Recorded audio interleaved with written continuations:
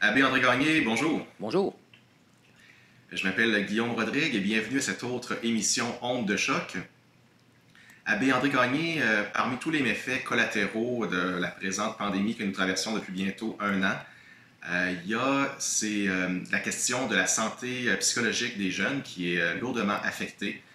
Euh, il y avait une étude un peu plus tôt en 2020 là, de l'Université de Sherbrooke qui démontrait qu'en fait 60% de la jeunesse québécoise, puis c'était basé sur un échantillon assez large, là, donc c'est vraiment une étude qui était fiable. Donc, à l'effet que 60% des jeunes éprouvent des symptômes de détresse psychologique qui va de l'anxiété à la dépression en passant par différents troubles cognitifs. Force est de constater que la pandémie a vraiment amplifié ce phénomène-là, mais plus largement, on peut dire qu'il y a vraiment une constante, là, une tendance qui s'est installée malheureusement chez les jeunes, même de plus en plus à un âge toujours plus précoce. Ouais. Qu'est-ce qui pourrait expliquer, selon vous, un tel phénomène, là, dans une époque où on pourrait penser que les conditions de vie se sont considérablement améliorées, Ouais. on a tous les aides, je pourrais dire les ressources de la technologie. Sur le plan matériel, on est plus aisé que nos grands-parents, pour le dire comme ça, ou nos arrière-grands-parents, dépendamment de quelle génération on se situe. Comment réagissez-vous là, à cet état des faits-là par rapport justement à cette tendance lourde là, Ouais. de santé psychologique affectée chez nos jeunes Québécois? En fait, ma première réaction, d'abord, c'est d'en avoir de la peine, je dirais, de ce qui se passe. Je prétends pas pouvoir donner les réponses euh, à cette situation-là qui nous préoccupe tous par rapport à la jeunesse, parce qu'on parle de la jeunesse de façon assez étendue, là. On parlait des plus jeunes, puis aller jusqu'à peut-être les jeunes adultes aussi. Alors, c'est dramatique, et comme j'aurais le goût de dire en utilisant une phrase de l'Évangile, ma première réaction est de pleurer avec ceux et celles qui pleurent. Bon, qu'est-ce qui se passe dans ce phénomène-là, dans notre société d'aujourd'hui, dans le contexte d'aujourd'hui? C'est sûr qu'il y a comme peut-être une désillusion qui est arrivée, la pandémie a comme provoqué quelque chose qui était sous-jacent déjà chez les gens dans la société en général, particulièrement les jeunes, parce que un jeune, ça a une part d'idéal dans sa vie. Le jeune est en train de faire des choix pour un avenir meilleur.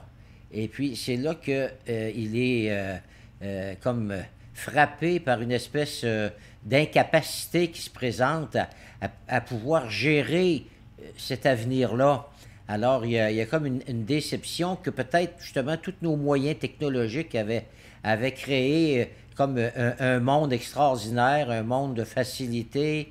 Mais c'est là qu'on se rend compte que l'assurance intérieure qui peut être la nôtre quand on a à vivre notre vie ne peut pas venir que de l'extérieur. Bien que il y a des jeunes qui réussissent très bien, il faut le dire aussi, qui sont remplis de capacités, d'idées nouvelles, d'idées créatrices. Mais il y a aussi ce qu'on ne peut pas contrôler. Alors, comment vivre pour un jeune d'aujourd'hui ce qu'il ne réussit pas à contrôler, qui ne dépend pas toujours de lui? Oui. Est-ce que aussi vous pensez que les conditions socio-culturelles actuelles, familiales, qui ont quand même fortement évolué, pourraient avoir un rôle à jouer dans la santé psychologique là, des jeunes dont on disait mention plutôt justement qu'elle est, Ouais. Ben, sans dire mis en péril, en tout cas, qui est menacée, là, ouais. qui est pas un peu mal en point? C'est ça. Effectivement, on se trouve à le dégager là, en se parlant. C'est qu'il ne peut pas y avoir juste une seule explication à ces phénomènes-là là, qui se présentent face à notre société. Mais c'est sûr que tout ce qui concerne, si on peut parler, l'environnement des jeunes, il y a même l'environnement physique du monde, parce que les jeunes sont très préoccupés par l'avenir du monde et puis la pollution, etc. Ça s'ajoute comme une espèce, ça pourrait être comme une espèce de poids qui apparaît sur les épaules des jeunes.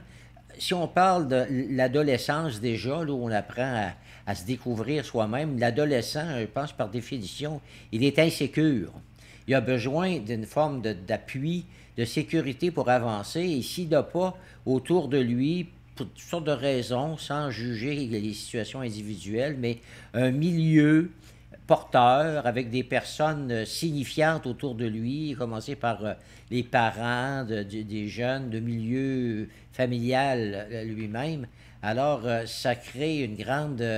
ça crée une espèce d'angoisse chez un jeune qui n'est pas aidante à un moment où il doit apprendre à faire des choix dans la vie. Et je dirais, une des grandes choses à apprendre quand on est adolescent, qu'on s'en va vers l'âge jeune adulte, là, c'est être capable de réagir à l'impondérable, être capable de réagir positivement à un problème qui se présente, et puis sans en être écrasé, mais avec une espèce de confiance de base qui s'apprend, qui doit s'apprendre. Alors, à un moment donné, dans notre situation actuelle, je pense que c'est comme beaucoup ce qui peut peser sur les épaules de la jeunesse en général. Puis là, ben, encore une fois, il faudrait voir pour chacun comment ça se présente, mais comment réussir à réagir, à donner un sens à ce qui se produit, à ce qui se passe, puis à cette...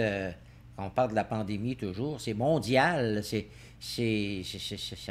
on ne pouvait pas imaginer ça, là. On a l'impression que c'était dans le passé, ça, les épreuves telles qu'on peut vivre actuellement à travers la pandémie et le coronavirus, là.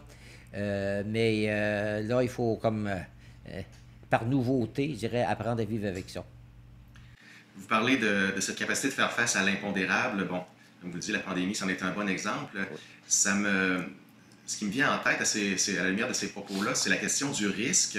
On peut dire qu'on a fait des progrès là, au niveau de l'éducation des enfants, peut-être par rapport aux conditions de vie qu'on peut leur donner, tant sur le plan matériel que sur le plan plus psychologique, je dirais éducatif et tout ça. Donc, il y a beaucoup de ressources, il y a beaucoup d'efforts qui sont déployés. Oui. Mais est-ce qu'en contrepartie, il n'y a peut-être pas une tendance à la surprotection qui tente de chasser ou en tout cas de vraiment éviter le plus possible les risques ou les obstacles qui peuvent se dresser sur la route là, du jeune, alors qu'on sait que bon, toute maturation, toute croissance dans la vie est nécessairement traversée par des épreuves, des obstacles, puis c'est un petit peu justement ça la croissance que de réussir à les surmonter. Mais donc, est-ce que justement peut-être ce que j'appellerais cette surprotection-là peut pas handicaper un peu les jeunes à se débrouiller et à faire face, une fois arrivés dans la vie adulte, aux impondérables, à tous les risques aussi qui sont nécessaires de prendre, des risques calculés, bien entendu. Puis après ça, c'est à la mesure de chacun aussi en fonction de son profil propre. Mais il y a un autre phénomène aussi en lien avec ça qui me vient à l'esprit, c'est toute la question sur le plan davantage idéologique et symbolique, mais une hypersensibilité là, qui est mise de l'avant par rapport aux mots, aux expressions, aux idées qui peuvent laisser, on parle même de safe space dans les universités. Donc, c'est comme si tout ce contexte-là, cet environnement-là pouvait participer du fait de tenter d'éliminer le plus possible les heures de la vie. Puis, c'est ça, j'ai envie de vous demander si vous ne pensez pas que ça peut avoir un impact peut-être sur sur le fait après ça d'avoir la difficulté à affronter justement les épreuves et de la vie. Si on parle de surprotection, dans le cas où ça s'applique, là, bien sûr qu'une surprotection, c'est pas de nature à aider un jeune là, qui est en train de se découvrir lui-même, à prendre des responsabilités, à apprendre à faire face à des risques, à condition qu'on le fasse, que ce soit un risque calculé, où on pense qu'on a ce qu'il faut pour pouvoir faire face à une situation qui se présente. Et ça, effectivement, ça prend un accompagnement. C'est que le problème aujourd'hui qui touche les adultes aussi, et puis peut-être de façon assez même lointaine, là, tu sais, les adultes plus âgés, c'est notre sécurité personnelle, il faut qu'elle se bâtisse par en dedans. Le reste, ce sont des instruments, des atouts, les sciences. Il y a tellement de choses qui nous sont, qui sont là dans l'environnement.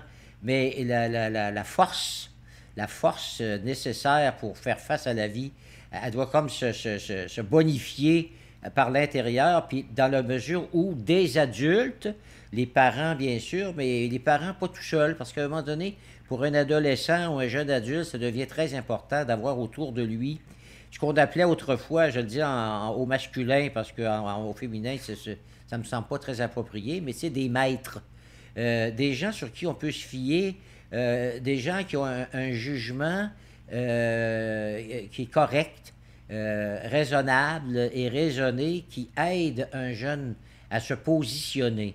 Dans la mesure où même il peut avoir une relation avec les parents qui passent quand on est jeune enfant, des parents qui font de la discipline avec les enfants, de parents qui deviennent, qui instituent un lien de confiance avec leurs jeunes. Et ce lien de confiance-là, et puis l'expérience ajoutée à cela, là, chez les parents, va aider un jeune à discerner, à faire son chemin. Alors, il y a une vision de la vie qu'on aurait pu présenter comme facile. Et ceux de ma génération à moi, qu'on appelle ceux des années 60, 70, 80, bon, on a eu un monde où on avait l'impression là, que toutes les portes étaient ouvertes, c'était extraordinaire. On s'est donné des meilleures conditions de vie, en un sens, on peut dire c'est très bien.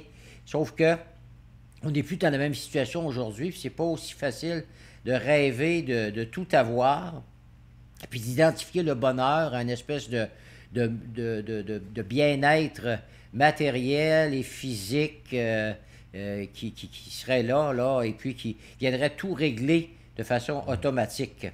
Alors, on ne peut pas envisager d'être vainqueur, parce que c'est ça, là, la victoire, apprendre à être victorieux, des fois de traits de caractère qu'on peut découvrir chez soi, qu'on a besoin de transformer ou de changer.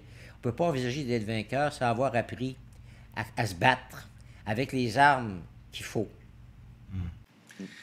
Je vous écoute, c'est comme si, dans le fond, vous esquissiez que le caractère un peu tragique de l'existence là, qui réapparaît, pas qui a disparu, mais que pendant plusieurs années, après-guerre, avec l'industrialisation de nos sociétés, puis bon, les progrès techno-scientifiques, on a pu, qui ont vraiment apporté des grands progrès, vous faisiez mention, mais peut-être que ça nous a fait perdre de vue justement ce côté tragique de l'existence. Puis là, la présente pandémie nous le ramène en pleine face. Là. Oui. Est-ce qu'il n'y a pas justement dans ces... est-ce que ça ne ramène pas la question de l'importance vous faisiez allusion là, un peu implicitement, mais de la vie, l'importance de la vie intérieure que certains experts, même plusieurs de l'âme humaine disent qu'elle a un peu disparu de nos sociétés occidentales, fortement matérialistes et individualistes. Ouais.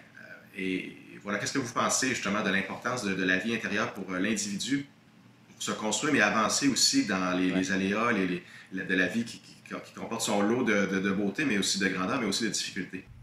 Ben, effectivement, quand on parle de façon plus large d'intériorité, il y a des spécialistes qui disent, je l'ai non seulement entendu, mais lu, qui parlent chez les Québécois, par exemple, de façon spéciale, chez les jeunes et chez les adultes, d'une difficulté du côté de l'intériorité.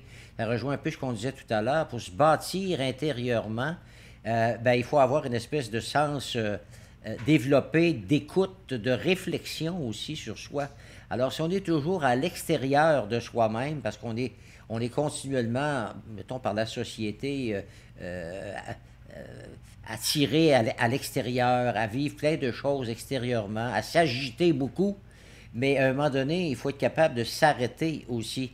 Et là, parler de la vie intérieure, mais c'est toute la question du sens ici. Si on y va par le manque, vous savez, le manque peut provoquer quelque chose de très sain. S-A-I-N puis S-A-I-N-T, chez un jeune, en se disant, je me rends compte que je ne suis pas arrêté, j'ai une réflexion à faire, j'ai quelque chose, j'ai pas à avoir peur d'aller voir à l'intérieur de moi-même.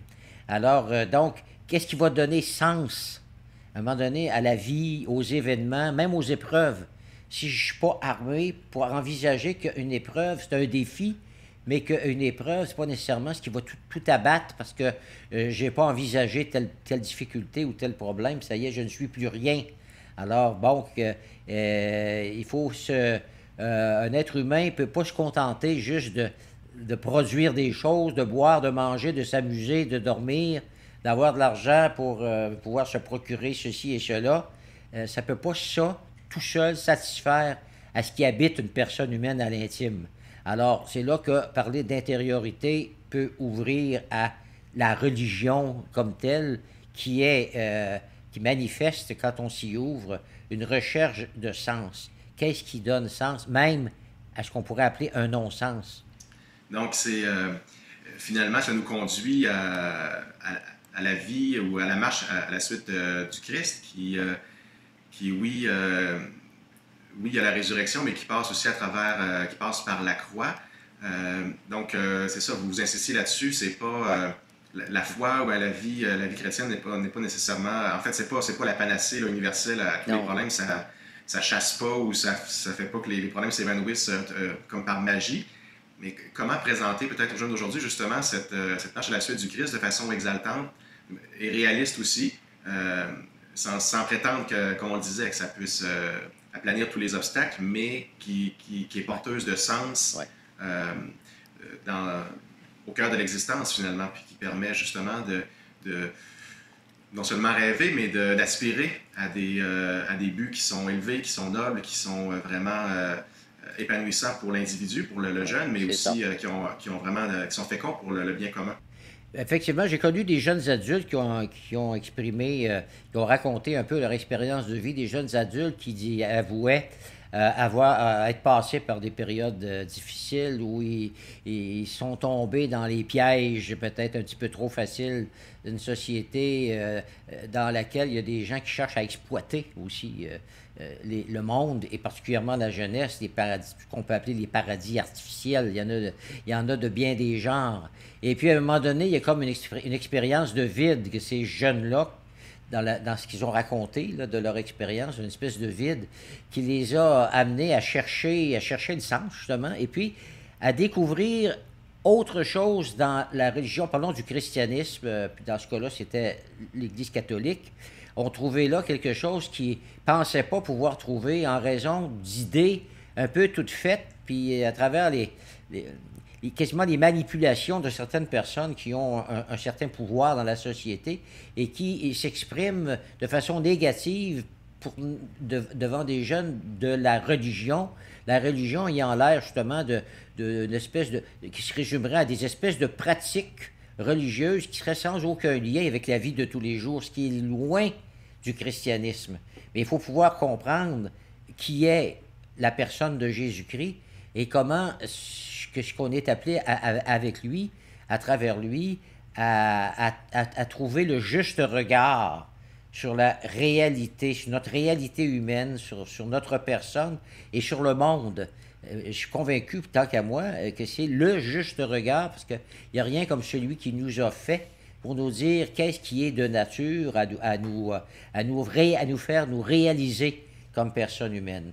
Comment on se réalise. Et à quelque part, la réalisation ne peut pas se faire sans un don de soi-même et puis sans une capacité à vivre, une acceptation peut-être à vivre des choses difficiles que la vie peut nous apporter. Ça peut venir de l'extérieur, mais ça peut venir de l'intérieur de nous-mêmes aussi, à un moment donné, une situation, imaginons, psychologique difficile. Alors, comment y faire face en trouvant un sens au non-sens? J'ai toujours aimé cette expression-là. Trouver un sens au non-sens, c'est là la croix. Donc, tout n'est pas réglé. C'est pas la foi magique. Mais là, crois en Jésus, là, puis fais des prières, puis tout va s'arranger. Ça peut pas, c'est pas la vision juste. Oui, tu peux parler avec ton Dieu, tu peux entrer en dialogue avec lui. Et puis, mais aussi, il ne te dispensera pas de prendre tes responsabilités. C'est ça, hein, comme on disait dans un dicton, là, aide-toi et le ciel t'aidera. Là. Et ce aide-toi-là, le Seigneur est là pour nous y encourager.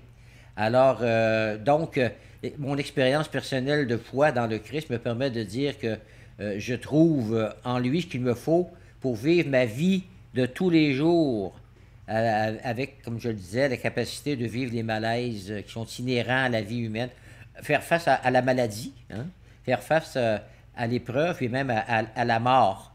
Et puis, mais toute cette question de l'amour présentée de la bonne manière avec le modèle par excellence de l'amour qui n'a rien à voir avec les téléromans puis les feuilletons, un type d'amour qui est des espèces de rêves impossibles puis qui fait que quand on essaye de le vivre, on est déçu. Alors, tout ça, là, ça fait partie du décor, je dirais, mais aussi de où faut-il puiser. Hein? On cherche la route, on cherche un chemin, le chemin de réalisation, c'est une espèce de recherche de plénitude intérieure qui ne veut pas dire qu'on a tout ce qu'il faut dans la vie puis qu'on n'est pas en manque d'une affaire ou d'une autre, mais ça veut dire apprendre à vivre avec tout ça. Je tiens à préciser également, j'aurais peut-être dû le faire d'entrée de jeu, mais que c'est ça. En fait, cette discussion-là qu'on a amorcée sur vraiment le fond un peu du problème est pas comme une tentative de banaliser ou de réduire tous les problèmes là, de détresse psychologique à des enjeux sociaux ou même spirituels. Il y a vraiment des problèmes psychologiques d'ordre médical et d'ordre médical, oui. Mais par contre, ce qu'on essayait de voir, c'est qu'il y a quand même peut-être un environnement ou des mécanismes sociaux qui sans provoquer, en tout cas, qui accentuent le phénomène, là, et puis qui peuvent contribuer justement à ce qui est à amplifier ces problèmes-là. Également, c'est ça. Suite à vos derniers propos, je me demandais, est-ce qu'il y a des signes dans la société actuellement, et plus particulièrement peut-être dans le monde des jeunes, qui vous encouragent dans la perspective de peut-être justement stimuler une recherche de sens qui est plus profonde, là, parce que clairement, comme on l'abordait, on réalise assez vite qu'elle n'est pas comblée par toutes les promesses là, du progrès scientifique, matériel et tout. Mais est-ce que vous voyez des signes, des germes actuellement qui sont encourageants en lien avec une recherche qui pourrait être de nature justement à inciter à une recherche plus profonde chez les jeunes de sens et de pistes pour construire une vie qui soit davantage à dimension humaine au sens le plus noble du terme, si je puis dire. Oui, oui. Mais je pense que le signe, là, par excellence, c'est la soif. La soif qu'on voit chez les jeunes, soif de autre chose, d'aller ailleurs. Et puis, encore une fois, cette fameuse période de pandémie provoque des choses qui seraient peut-être venues un petit peu plus tard, mais là, c'est arrivé gros, là. Mais en même temps, c'est une provocation qui appelle à une réponse. Et effectivement, j'ai communiqué déjà là, tout à fait récemment avec quelques jeunes qui sont dans la vingtaine et puis qui soupirent de pouvoir échanger même avec d'autres sur la vie, sur c'est quoi qui fait qu'une vie est belle, c'est quoi qui fait une vie réussie. Et j'ai étonné de voir, mais où est-ce qu'ils ont pris ça? Tu sais, c'est comme si le jeune va puiser un moment donné à l'intérieur de lui-même, puis s'ouvre à cette soif-là, là, en cherchant justement la source à laquelle il va pouvoir, le jeune va pouvoir s'abreuver pour vivre autrement. On parle de ça, mais c'est très difficile de réussir à entrer en contact avec des jeunes, à moins qu'on soit un professeur au niveau collégial, par exemple, et où on peut avoir un groupe de jeunes avec qui on peut échanger, bon, etc. Mais en général, je ne pense pas que les médias facilitent les choses de ce côté-là. En tout cas, pour ce qui regarde la télévision et la radio en général, je ne vois pas beaucoup d'émissions où on met des jeunes de l'avant. Et des jeunes qui puissent se faire valoir, se parler entre eux, s'écouter entre eux aussi, qu'on arrête de faire de l'humour la quasi-totalité de ce qu'on a à nous présenter. On essaye de nous faire voir la vie comme rions de tout, même de ce qui a de la valeur, et puis voilà, on s'en portera mieux. Je n'ai rien contre l'humour en général, ça dépend. Il y a de l'humour, à mon avis, qui n'est plus de l'humour qui va trop loin.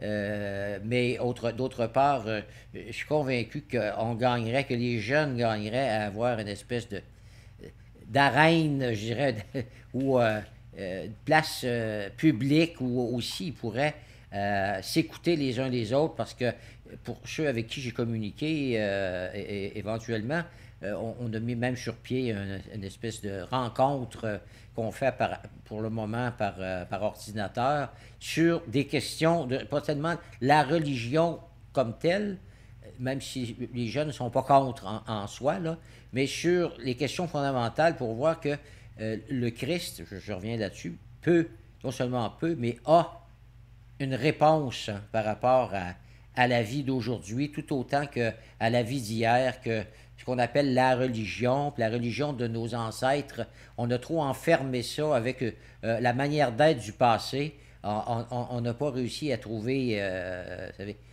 le bébé là, à Mhm. travers l'eau du bain qu'on voudrait jeter. Et puis, on ne fera pas du jus neuf, on ne va pas se réinventer un Dieu. Et moi, mais je soupire après le moment où l'Église pourra retrouver un langage crédible par rapport au monde d'aujourd'hui et à la jeunesse. C'est ce qu'on appelle la nouvelle évangélisation qui va euh, ailleurs que des célébrations qu'on peut vivre, qu'on peut offrir dans les églises. Puis comme le dit le pape François, depuis qu'il a accédé à la papauté, il faut sortir. Hein? Si la foi ne conduit pas, il appelle ça lui les périphéries, mais il ne fait pas sortir ensemble avec la force de ceux qui sont rassemblés dans une même vision qui est la vision chrétienne pour aller porter quelque chose au monde en étant convaincu que le monde en a besoin, ben, c'est ce qu'il faut. C'est ce qu'il faut réussir à développer comme Église. Je pense qu'on n'a pas encore fini de trouver, d'inventer les moyens pour le faire. Mais ça ne sera pas facile. Ça ne sera pas de façon facile. Il n'y aura pas d'évangélisation, nouvelle évangélisation confortable. Je pense qu'il faut s'enlever ça. Là. Quand on pense à sa vie, si je pense d'abord à mon confort personnel, est-ce que je vais pouvoir m'assurer ceci, cela, puis là, après ça, peut-être que je pourrais donner, me donner. Se donner, c'est être prêt à tout donner. Et je constatais souvent, ben, régulièrement presque chez les jeunes, que ça les appelle, le don total de soi, quelque chose de radical. Le danger, des fois, c'est trop radical, c'est d'être capable d'envisager, je dirais, un appel au don total, mais en même temps, d'être capable de bien jauger nos réelles capacités, puis qu'à à moi seul, je ne peux pas changer le monde, transformer le monde en entier. Là. Alors, on peut le faire les uns avec les autres, chacun faisant sa part. Et même si je me sens très limité, que ma vie peut trouver son sens, parce que je terminerai là-dessus, je crois que dans le Christ, on trouve la vraie liberté qu'on questionne aujourd'hui en disant, mais là, je suis pas libre parce que j'ai telle chose qui m'est imposée. La vie nous impose plein de choses nécessairement parce qu'on est des créatures. On ne s'est pas créé soi-même, là. Et puis, ben, juste le fait que je doive respirer pour vivre, pour dire, ça m'est imposé, j'ai pas le choix. Mais là, qu'est-ce qu'être libre? Moi, je pense qu'être libre, là, justement, que rien ne m'empêche, ni de l'intérieur de moi-même, ni de l'extérieur, que rien ne m'empêche de me donner, d'aimer. Même si je suis une personne handicapée, avec le petit peu que j'ai, c'est extraordinaire ce qu'une personne peut apporter aux autres, ne serait-ce que dans l'acceptation de sa situation, en essayant d'en tirer le meilleur. Donc, une proposition, une présentation en tout cas de la foi chrétienne qui est très stimulante, exaltante. Oui, Je me permettrais peut-être une dernière sous-question là, en terminant, parce que c'est ça, on évoquait là, précédemment un peu la question de la soif spirituelle ou de oui. sens que vous remarquez chez les jeunes. Euh, est-ce que vous admettez par ailleurs que souvent aussi cette soif-là va se diriger vers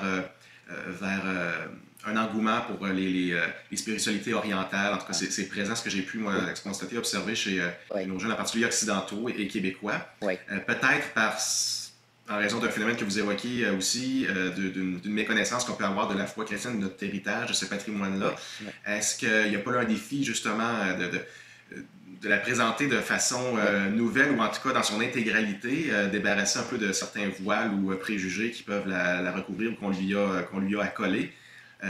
Bon, chaque personne est libre, pas pour dire de ramener dans le giron de l'Église, mais Ouais, de proposer aussi pour que ça soit... Parce que ce que vous exprimiez tout à l'heure, c'est très attrayant, c'est très exaltant. Donc, Oui. comment peut-être le faire valoir Oui.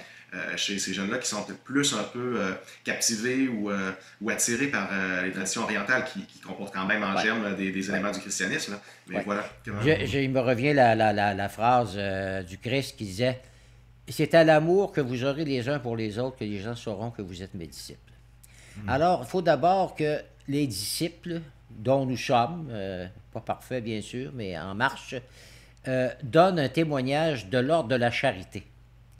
Et ça, là, ça finit par être appelant. Parce que, bon, des gens vont voir ailleurs des fois, mais si on cherche une spiritualité qui nous renfermerait un peu à l'intérieur de nous-mêmes, on peut mélanger facilement vie spirituelle, spiritualité avec désir de bien-être physique. Puis on prend des techniques, on apprend des techniques de relaxation. Puis là, on se dit, là, je me sens bien, puis on prend ça pour une rencontre avec Dieu. Alors, la rencontre avec Dieu, elle se vit intimement, mais dans l'autre. Elle nous envoie vers l'autre.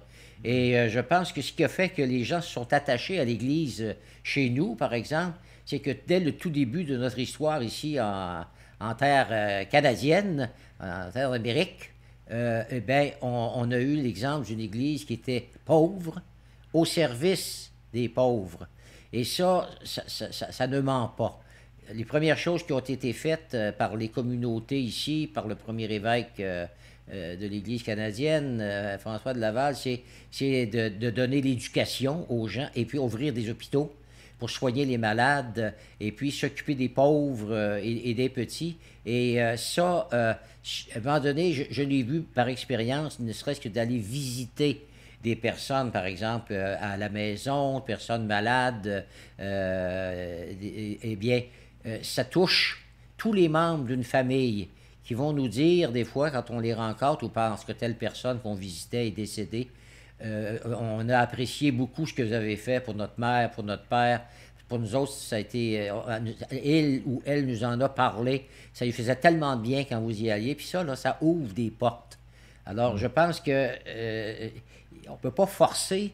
Et puis, moi, je dis, à partir du moment où on comprend que la foi chrétienne, quand on la comprend bien, c'est intelligent.